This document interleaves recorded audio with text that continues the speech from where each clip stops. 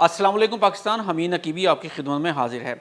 नाजरीन, एक ऐसा एहतजाज जिसका आगाज़ मुबैना पेपर लीक और इम्तहानी बेज़ाब्तियों से हुआ, देखते ही देखते भारत के दारुल हुकूमत की सड़कों तक पहुँच गया। हज़ारों नौजवान सड़कों पर निकल आए, पुलिस के साथ झड़पें हुईं, दर्जनों अफराद गिरफ्तार हुए, 100 से ज़ायद पुलिस एहलकार ज़ख्मी हुए। और इस सारे हंगामे के बीच एक ऐसा शख्स भूख हड़ताल पर बैठा था जिसने कभी भारत के तालीमी निज़ाम के इन बच्चों के लिए एक ऐसा इदारा बनाया था जिन्हें ये निज़ाम फ़ेल करार दे चुका था। लेकिन सवाल ये है कि आखिर भारत में हो क्या रहा है? नीट और पेपर लीक का ये मामला अचानक इतना बड़ा कैसे हो गया? कॉकरोच जनता पार्टी क्या है? इस अजीब नाम वाली तहरीक के पीछे हज़ारों नौजवान क्यों खड़े हैं? सोनम वांगचुक कौन हैं? इस एहतजाज में क्यों शरीक हुए? 21 दिन तक उन्होंने खाना क्यों नहीं खाया? भूख हड़ताल क्यों की?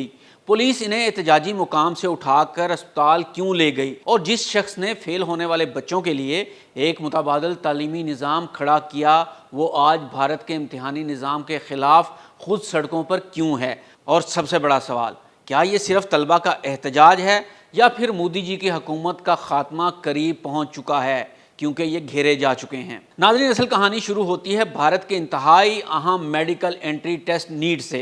भारत में लाखों नौजवान डॉक्टर बनने के ख्वाब के साथ इंतहाई सख्त मुकाबले के इम्तहान में बैठते हैं।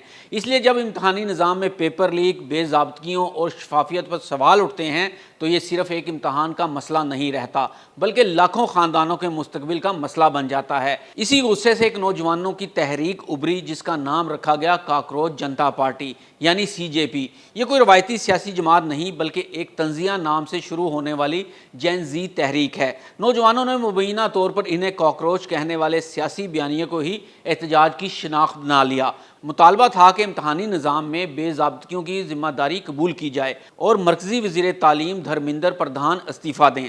लेकिन फिर इस तहरीक में एक ऐसा नाम शामिल हुआ जिसने पूरे एहतजाज की अहमियत बदल कर रख दी। सोनम वांगचुक सिर्फ एक समाजी कारकुन नहीं, वो इंजीनियर, मोजद, माहिर तालीम और माहौलियाती कारकुन हैं। लद्दाख में इनका नाम तालीम, माहौल और मुकामी लोगों के हकूक़ की जदोजहद के साथ जुड़ा हुआ है और इनकी सबसे बड़ी पहचान है SECMOL, student educational and cultural movement of Ladakh. ये कोई आम स्कूल नहीं, ये एक ऐसा तालीमी मॉडल है जो इस बुनियादी ख्याल को चैलेंज करता है कि अगर बच्चा इम्तहान में फ़ेल हो गया तो वो ज़िंदगी में भी नाकाम है। सेकमोल की बुनियाद 1988 में लद्दाखी नौजवानों ने रखी। इदारे के मुताबिक 1990 की दहाई में लद्दाख के सरकारी स्कूलों में तकरीबन 95% तलबा 10वीं जमात के इम्तहान में फ़ेल हो जाते थे। लेकिन सोनम और इनके साथियों ने सवाल उठाया कि अगर 100 में से 95 बच्चे फ़ेल हो रहे हैं तो क्या 95 बच्चे ज़हनी तौर पर भी नाकाम हैं, या फिर मसला पूरे तालीमी निज़ाम में है? मसला सिर्फ बच्चों की काबिलियत नहीं था।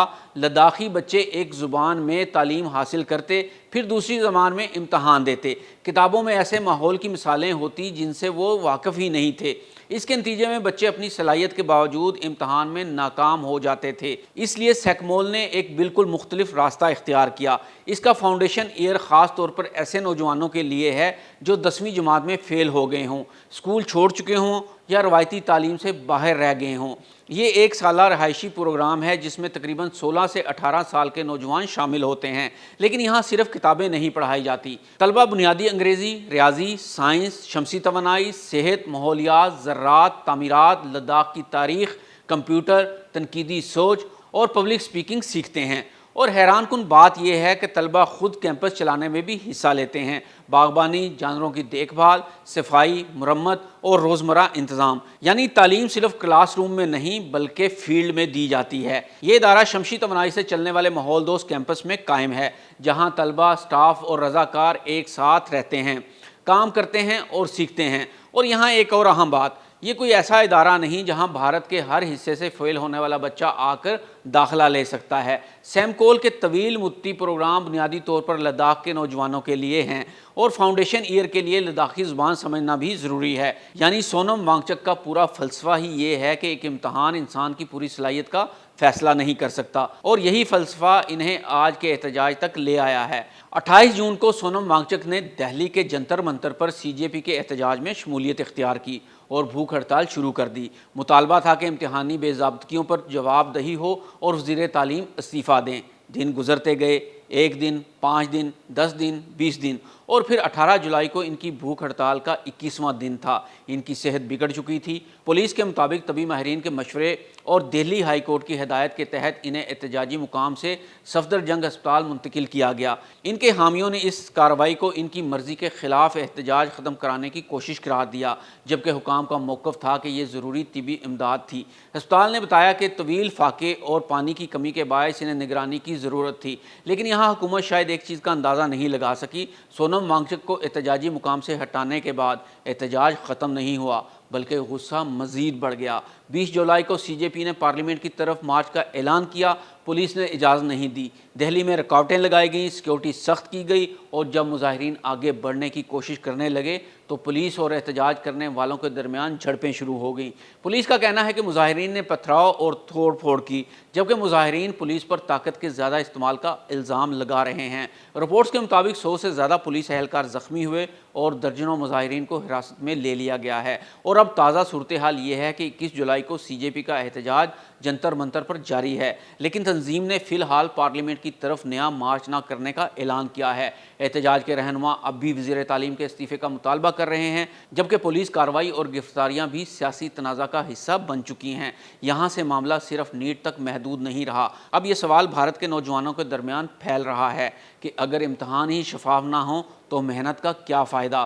اگر پیپر لیک ہو جائے تو لاکھوں طلبہ کا وقت اور پیسہ کون واپس کرے گا؟ اور اگر احتجاج کرنے والے نوجوان سڑک پر نکلیں تو کیا حکومت انہیں سننے کی بجائے پولیس بھیجے گی؟ اسی وجہ سے یہ احتجاج مودی حکومت کے لیے سیاسی طور پر اہم بنتا جا رہا ہے۔ یہ کہنا یہاں پہ درست ہوگا کہ بھارت میں مودی حکومت کے خلاف ملک گیر بغاوت شروع ہو چکی ہے، کیونکہ پنجاب سے بھی بغاوت کی بو آ رہی ہے اور وہاں سے بھی جتھوں نے دہلی کا رخ کرنا شروع کر دیا ہے۔ لیکن یہ ضرور ہے کہ ایک نوجوان کی تحریک جو تنزیہ نام کے ساتھ سوشل میڈیا سے نکلی، اب دارالحکومت میں ہزاروں افراد کو سڑک پر لے آئی ہے، اور اس احتجاج کو ایک غیر معمولی اخلاقی وزن سونم وانگچک نے دیا ہے، کیونکہ جو شخص ساری زندگی یہ کہتا رہا کہ فیل ہونے والا بچہ لازماً ناکام نہیں ہوتا، وہ آج یہ سوال اٹھا رہا ہے کہ اگر پورا امتحانی نظام ہی شفاف نہ رہے تو پھر طالب علم کی کامیابی اور ناکامی کا فیصلہ کون کرے گا؟